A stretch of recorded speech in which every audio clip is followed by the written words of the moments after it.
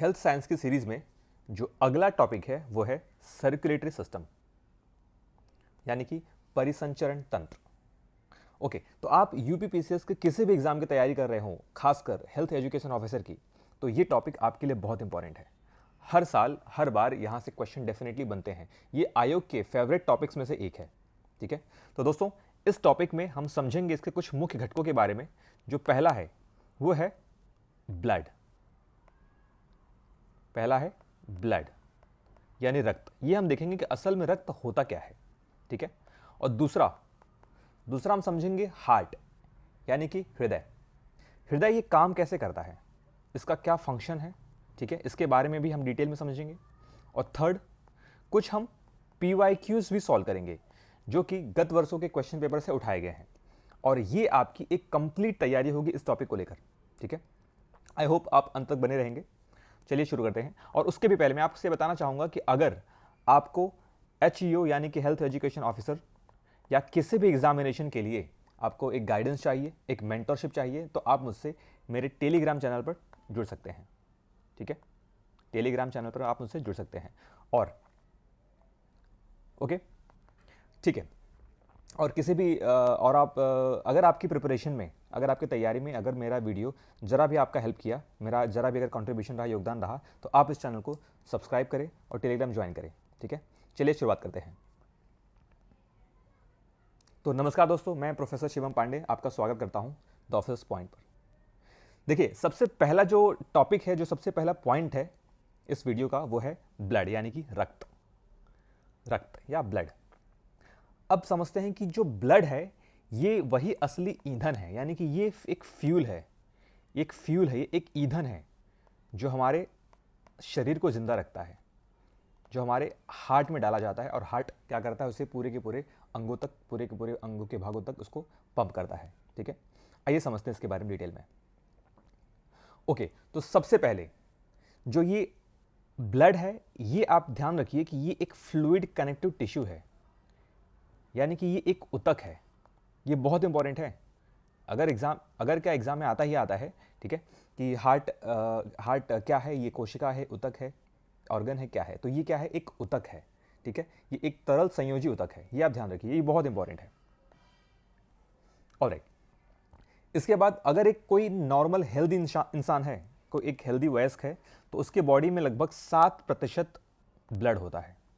7% क्या होता है, ब्लड होता है, यानी कि 5 से 6 लीटर ब्लड हमारे शरीर में पाया जाता है। ओके, ऑलराइट, इसके अलावा जो अगला इंपॉर्टेंट चीज है वो है इसका पीएच मान, पीएच वैल्यू। रक्त का पीएच वैल्यू कितना होता है, 7.4 होता है। ठीक है, 7.4, यानी कि ये हल्का सा क्षारी यानी कि अल्कलाइन होता है। मैंने आपको पिछले क्लास में इसके बारे में डिटेल में बताया है, मैं दोबारा आपको बता रहा हूँ कि पीएच स्केल में जब आप नापोगे ब्लड का यानी रक्त का जो पीएच मान, वो 7.4 आता है। 7.4 मतलब कि 7 से ज़्यादा है, और 7 से ज़्यादा जिसका भी पीएच मान आता है उसे हम कहते हैं क्षारीय। क्लियर है, आगे बढ़ते हैं।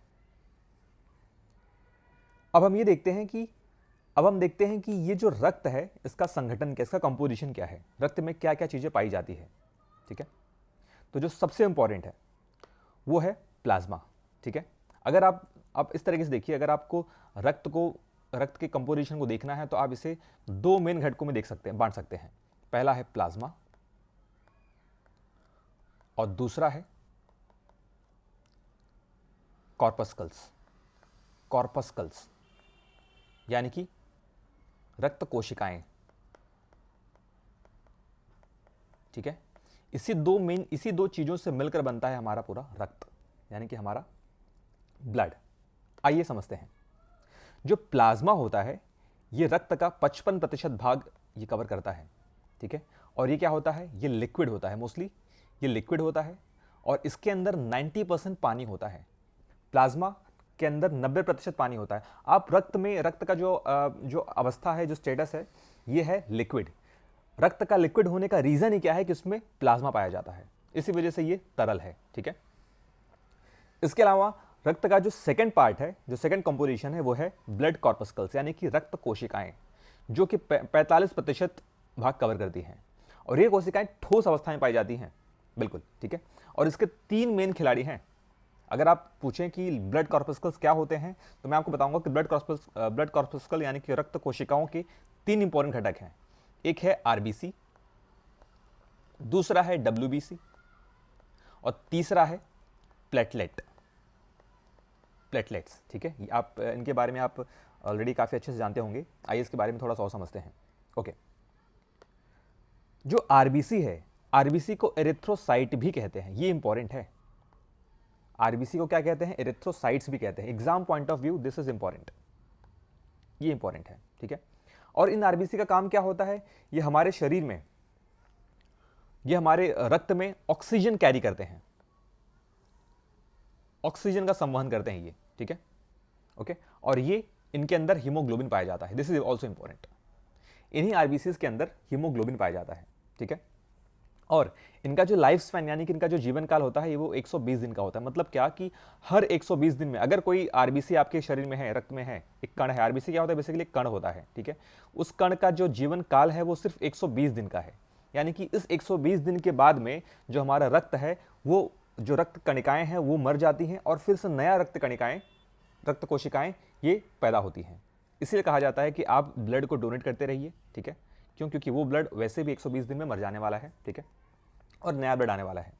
ठीक है, इसलिए ब्लड डोनेशन को एक हेल्दी एक्टिविटी मानी जाती है। आगे बढ़ते हैं। अगला जो कंपोजिशन है, अगला जो घटक है रक्त का, वो है डब्ल्यूबीसी। इसे ल्यूकोसाइट्स भी कहते हैं। This is also important. WBC यानी कि श्वेत रक्त कणिकाएं और आरबीसी यानी कि सफेद या आरबीसी मतलब कि लाल रक्त कणिकाएं और डब्ल्यूबीसी मतलब कि श्वेत रक्त कणिकाएं। ठीक है, अच्छा, I just right it somewhere, मैं इसे लिख देता हूं। ठीक है, दिस इज श्वेत रक्त कोशिकाएं या कणिकाएं। ठीक है, दैट इज डब्ल्यूबीसी। जो डब्ल्यूबीसी है, इनका फंक्शन क्या है, इनका काम क्या है? ये शरीर के सैनिक होते हैं। ये शरीर के क्या होते हैं? सैनिक होते हैं। यानी कि ये शरीर के लिए लड़ते हैं, ये इन्फेक्शन से फाइट करते हैं। अगर बॉडी में कोई भी इन्फेक्शन एंटर कर गया है आपके रक्त में, आपके बॉडी में, तो वहाँ पे डब्ल्यूबीसी एक्टिवेट हो जाता है और ये उनसे लड़ने का काम करता है और मार गिराता है। ठीक है, ओके, आगे बढ़ते हैं। जो थर्ड है उसे कहते हैं प्लेटलेट्स, और प्लेटलेट्स का नाम थ्रोम्बोसाइट्स भी है। इंपॉर्टेंट है ये। ठीक है, अगेन इंपॉर्टेंट है क्योंकि ये जो तीनों कंपोनेंट है, तीनों का नाम मैच द कॉलम यानी कि सुमेलित करने वाले क्वेश्चन में पूछा जाता है। ठीक है, एक साइड में दे देगा कि डब्ल्यूबीसी, एक साइड में आपको देगा डब्ल्यूबीसी, दूसरे उसके नीचे आरबीसी और प्लेटलेट। ठीक है, इसके सामने पूछेगा ल्यूकोसाइट, एरिथ्रोसाइट क्या होता है?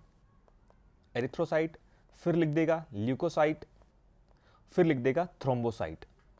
अब आपको पूछेगा, अब आप इसे मैच करिए, थ्रोम्बोसाइट्स। अब आपको क्या करना है? इसको मैच करना है। तो ऐसे टाइप में क्वेश्चन पूछा भी गया है। ठीक है, ऑल्सो ये इंपॉर्टेंट क्वेश्चन भी है। ठीक है, आगे बढ़ते हैं। अब ये समझते हैं कि ये प्लेटलेट्स यानी कि थ्रोम्बोसाइट का काम क्या है। ये बहुत इंपॉर्टेंट है। ये जो थ्रोम्बोसाइट्स होती हैं, प्लेटलेट्स होती हैं, ये शरीर में रक्त का थक्का जमने में मदद करती हैं। ठीक है, रक्त का थक्का जमाने में ये क्या करती है? मदद करती है। क्यों? क्योंकि अगर आपको कहीं चोट लगा और गलती से वहां से खून निकला, तो ऐसा ना हो कि शरीर का पूरा खून, पूरा का पूरा ब्लड आपकी बॉडी से बाहर निकल जाए। राइट, इसीलिए ये थ्रोम्बोसाइट्स इंपॉर्टेंट है। और डेंगू में अगर किसी को डेंगू होता है तो सबसे पहले ये प्लेटलेट्स ही इनका नीचे गिर जाता है, इनकी संख्या कम हो जाती है। क्लियर है? और उनको हॉस्पिटल में 1 हफ्ते के लिए एडमिट होना पड़ता है ताकि प्लेटलेट्स को चढ़ाया जा सके या इसको मेंटेन किया जा सके। So platelet is also important. Clear है? आगे बढ़ते हैं।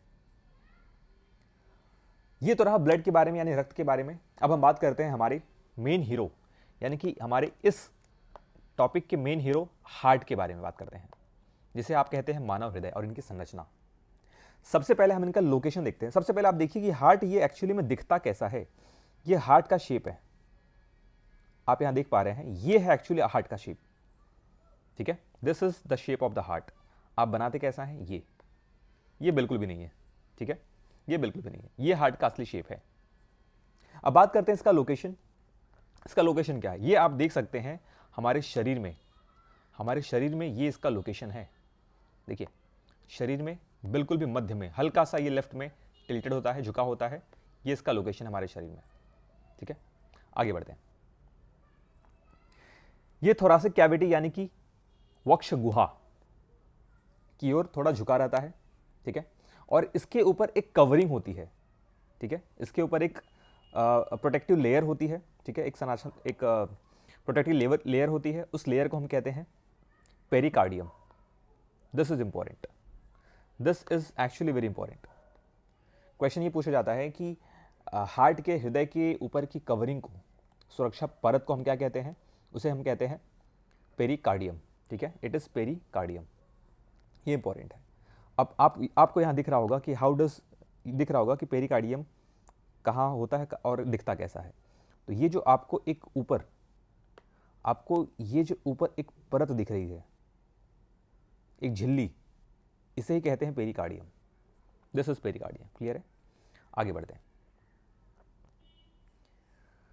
अब हम ये समझते हैं कि जो हमारा ह्यूमन हार्ट है उसमें कितने कक्ष होते हैं। ये इंपॉर्टेंट है, ये भी परीक्षा के दृष्टि से ये भी काफी इंपॉर्टेंट है कि ह्यूमन हार्ट में 4 चेंबर होते हैं, ठीक है। कितने चेंबर होते हैं? 4 चेंबर होते हैं, यानी 4 कक्ष होते हैं।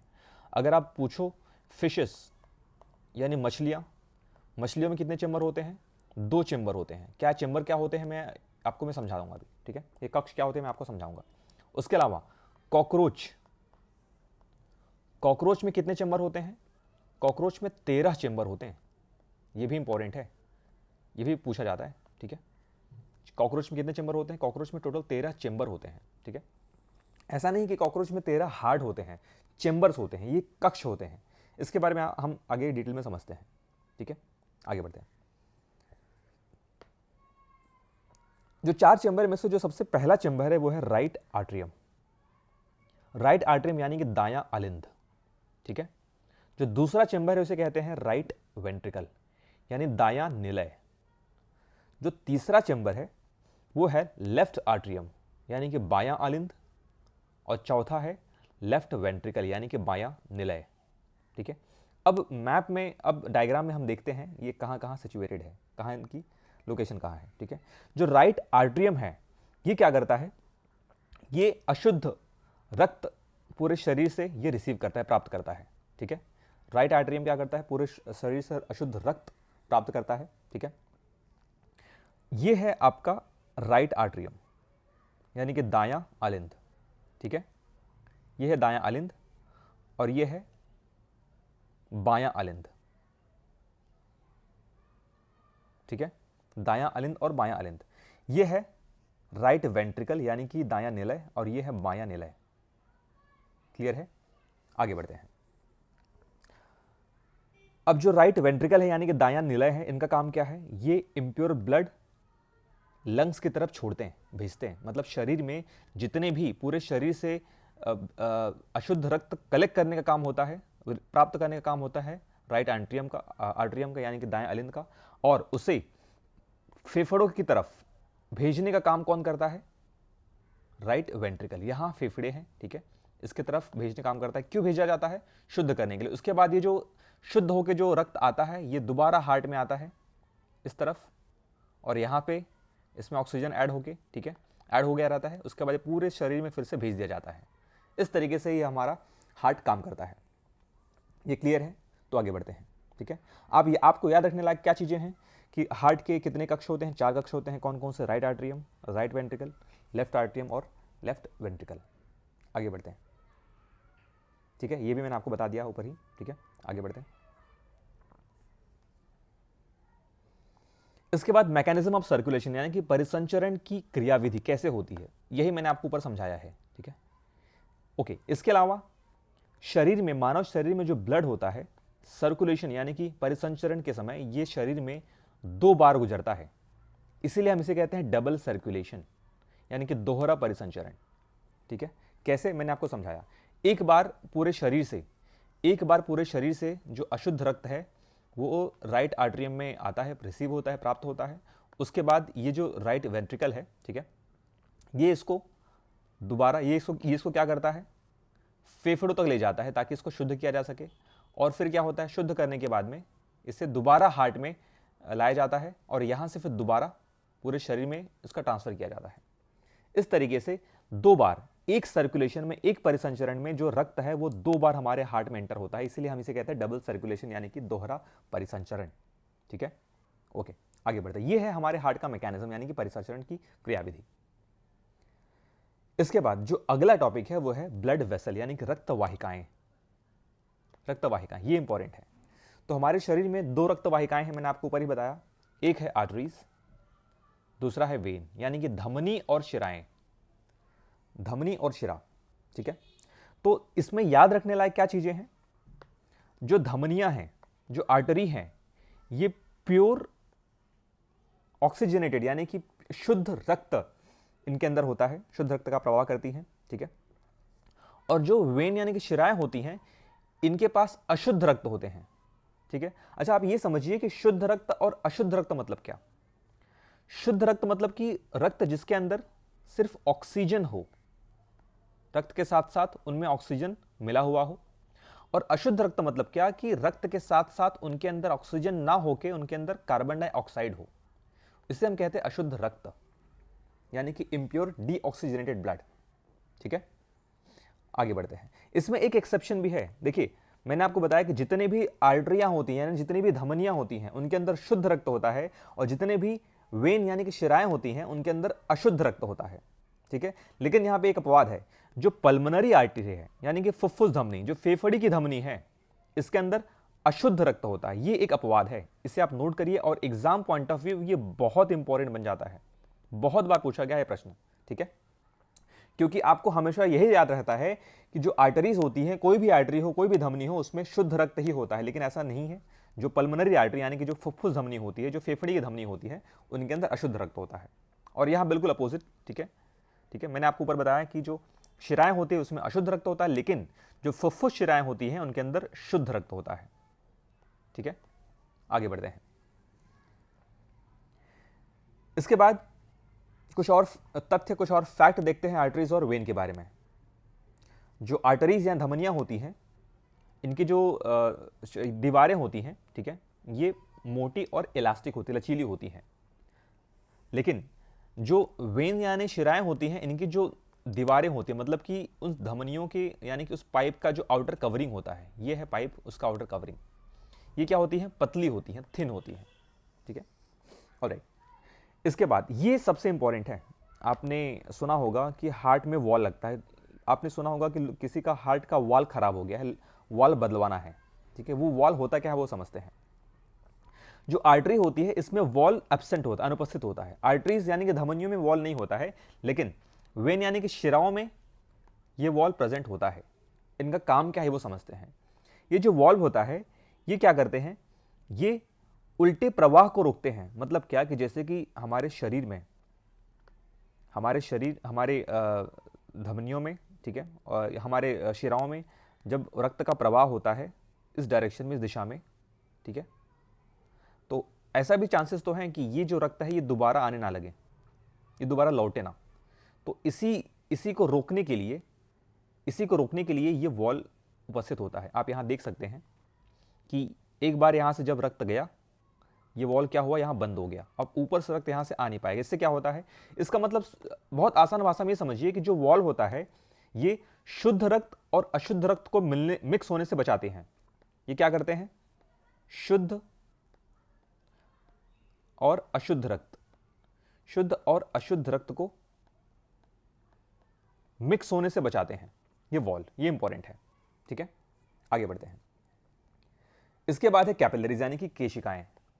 देखिए, मैं आपको फिर से अभी क्लियर कर देना चाहता हूं कि अगर आपको लग रहा होगा कि ये टॉपिक थोड़ा डिफिकल्ट है, तो हाँ, थोड़ा सा डिफिकल्ट है, थोड़ा कॉम्प्लेक्स है ऑल्सो, क्योंकि आप एक ग्रुप बी और गजेटेड ऑफिसर बनने जा रहे हैं। गजेटेड ऑफिसर का पोजीशन है ये। तो इस एग्जाम में आप इतना डिफिकल्ट क्वेश्चन तो एक्सेप्ट आपको करना पड़ेगा। और ये बहुत डिटेल में, बहुत कॉम्प्लेक्स तरीके से आपको पढ़ा भी नहीं रहा हूं, ये मैं बहुत बेसिक चीजें पढ़ा रहा हूं। ठीक है, बाकी एग्जाम के मुकाबले। ओके, तो आप ग्रुप बी ऑफिसर बनने जा रहे हैं, तो आपको ग्रुप डी लेवल का जानकारी हो ऐसा नहीं होना चाहिए। आपको ग्रुप बी लेवल की जानकारी ही हो। ठीक है, तो अगर आपको डिफिकल्ट लग रहा होगा तो आपको पढ़ना पड़ेगा। यहां से क्वेश्चन बनते हैं। और आप 2005 वाले पेपर को लेकर मत बैठिए कि यहां पे तो बहुत आसान पूछा गया है और इसी लेवल का फिर आएगा। दोस्तों, उससे 20 साल हो गए हैं। ठीक है, 20 साल हो गए तो डिफिकल्टी लेवल डेफिनेटली बढ़ेगी। जो नंबर ऑफ एप्लीकेशंस थे, जो अप्लाई करने का नंबर होगा उस टाइम पे सिर्फ 10 से 15 हज़ार होगा 2005 में, लेकिन अभी ये संख्या 1 से 1.5 लाख भी हो सकती है, यानी कि 10 गुना ज़्यादा। तो उस हिसाब से आपको उतनी डिफिकल्टी लेवल में आपको पढ़ना पड़ेगा। ठीक है, आगे बढ़ते हैं। अब हम देखते हैं कि ये केशिकाएं क्या होती हैं, यानी कि कैपिलरीज। ये कैपिलरीज, आपको ये स्ट्रक्चर दिख रहा होगा, ठीक है, ये बहुत ही जूम करके आपको दिखाया गया है। ये कैपिलरीज, ये कैपिलरीज क्या होती है, बहुत आसान भाषा से समझे तो ये सबसे छोटी वाहिकाएं होती हैं जहां पे गैसों का एक्सचेंज होता है, CO2 और O2, यानी कि ऑक्सीजन और कार्बन डाइऑक्साइड का एक्सचेंज होता है। कार्बन डाइऑक्साइड बाहर निकाली जाती है और ऑक्सीजन अंदर डाला जाता है।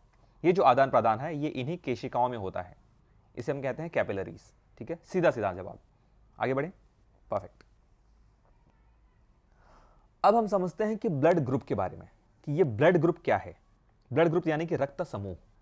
ठीक है, ऑलराइट। अच्छा, ये इंपॉर्टेंट है कि it was discovered by Karl Landsteiner, मतलब कि ब्लड ग्रुप की खोज की गई थी कार्ल लैंडस्टीनर के द्वारा सन 1900 में। ठीक है, अच्छा, एक और इंपॉर्टेंट क्वेश्चन, ये ऊपर ही हमें डिस्कस करना था कि जो हमारा ये सर्कुलेटरी सिस्टम यानी कि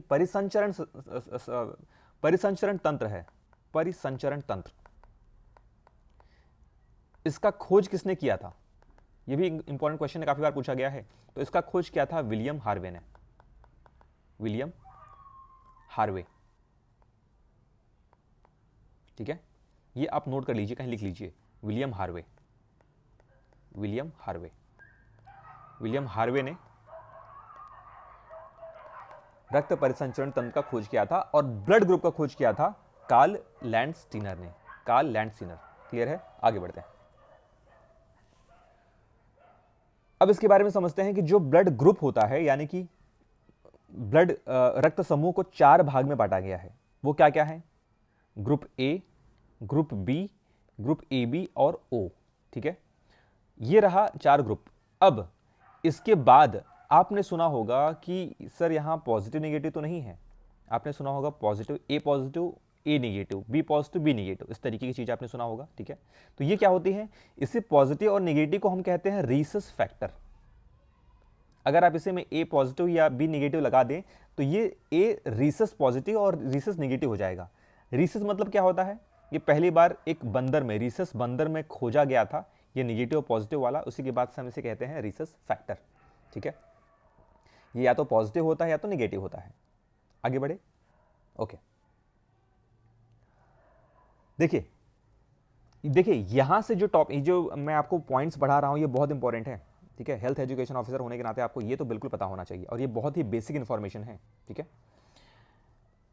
जो डोनर और रेसिपिएंट की बात करता है, यानी कि यूनिवर्सल डोनर, आपको दिख रहा होगा यूनिवर्सल डोनर यानी कि सर्वदाता। ऐसा कौन सा ब्लड ग्रुप है, ब्लड का समूह है जो सर्वदाता होता है? तो वो होता है O नेगेटिव। O नेगेटिव क्या होता है? सर्वदाता, यानी क्या कि O नेगेटिव वाला ब्लड किसी शरीर में है तो वो किसी को भी अपना ब्लड दे सकता है, किसी को भी, कोई भी ब्लड ग्रुप का इंसान क्यों ना हो वो उसको अपना ब्लड ग्रुप दे सकता है। ठीक है, और ये बहुत रेयर है। O नेगेटिव जो ब्लड ग्रुप वाला इंसान बहुत रेयर होता है। लगभग पूरी दुनिया में सिर्फ 7% लोग ही हैं जिनका ब्लड ग्रुप O नेगेटिव है और इनकी डिमांड बहुत ज़्यादा है। ठीक है, बहुत ज़्यादा है। इसके अलावा आपने एक O पॉजिटिव भी सुना होगा। O पॉजिटिव बहुत कॉमन है, इनका भी डिमांड काफ़ी ज़्यादा है। O पॉजिटिव ये बहुत कॉमन है, ये लगभग 38 से 40% लोगों में ये ब्लड ग्रुप पाई जाती है। ठीक है, और इनको भी हम डोनर कहते हैं। क्यों? क्योंकि जितने भी पॉजिटिव वाले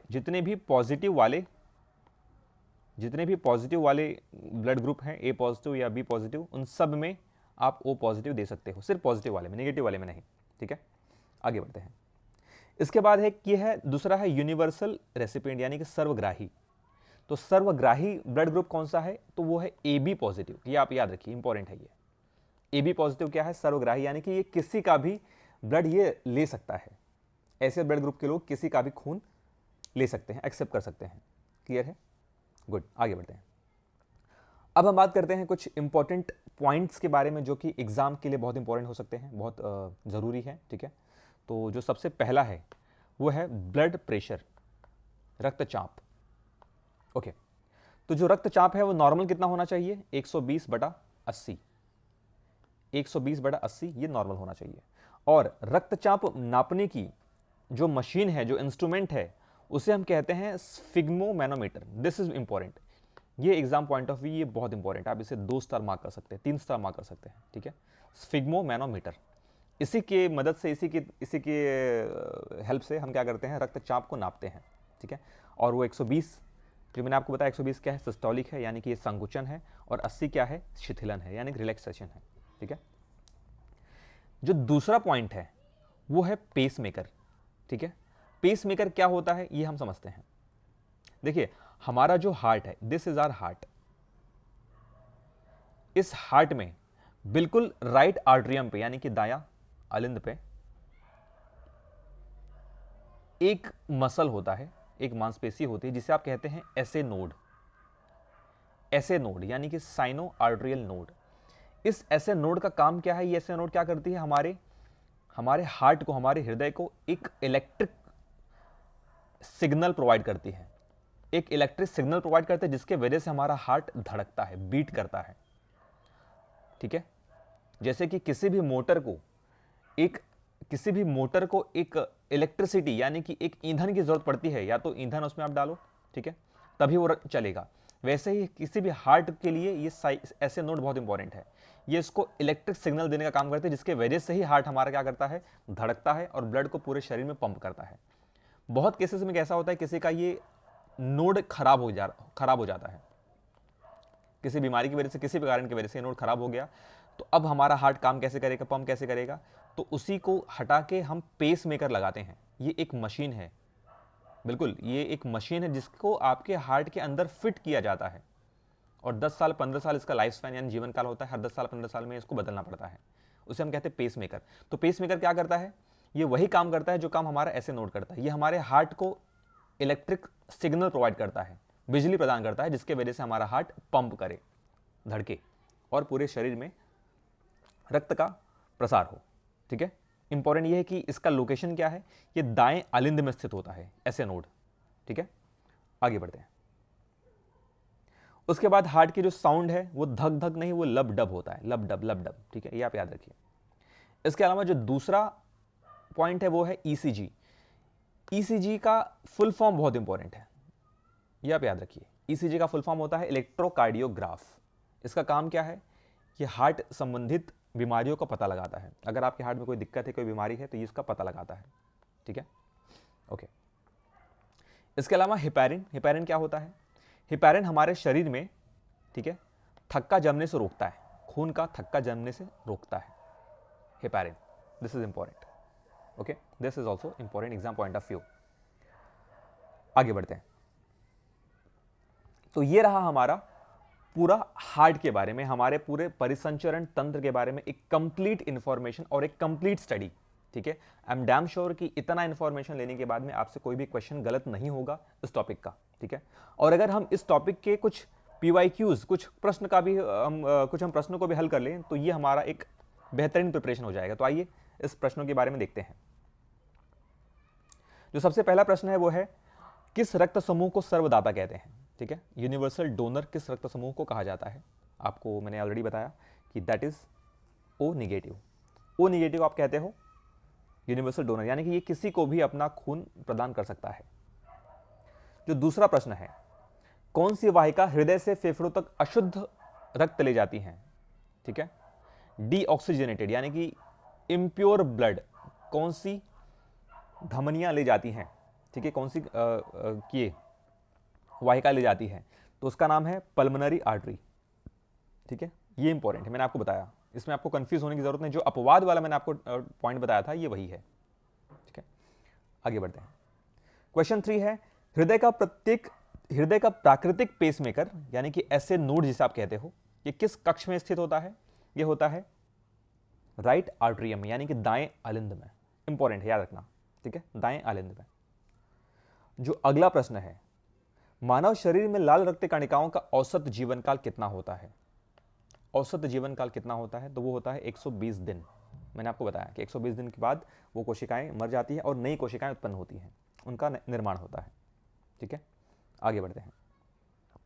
अच्छा, ये जो आरबीसी होती हैं, ये निर्माण कहाँ होती हैं, ये बनती कहाँ है, तो ये बोन मैरो में बनती है, बोन मैरो, ठीक है, ओके। और इनका डेथ कहाँ होता है, जमा कहाँ होती, मरती कहाँ है, तो ये स्प्लीन में, स्प्लीन यानी कि प्लीहा, प्लीहा में ये मरती हैं, और इसीलिए स्प्लीन को यानी कि प्लीहा को कहा जाता है graveyard, graveyard of RBC, graveyard यानी कि श्मशान भूमि, ठीक है, आरबीसी का श्मशान भूमि जहां पे वो मरती हैं, ठीक है। आगे बढ़ते हैं। जो क्वेश्चन नंबर 5 है, रक्तचाप मापने के लिए किस यंत्र का उपयोग किया जाता है, ये इस प्रश्न का जवाब आप मुझे कमेंट सेक्शन में बताएंगे, ठीक है। ये हमने बल्कि डिस्कशन भी किया, अगर आपने पूरा वीडियो बहुत ध्यान से देखा है तो आप इस क्वेश्चन का जवाब दे सकते हैं, आप कमेंट सेक्शन में इसका मुझे आप जवाब दीजिए।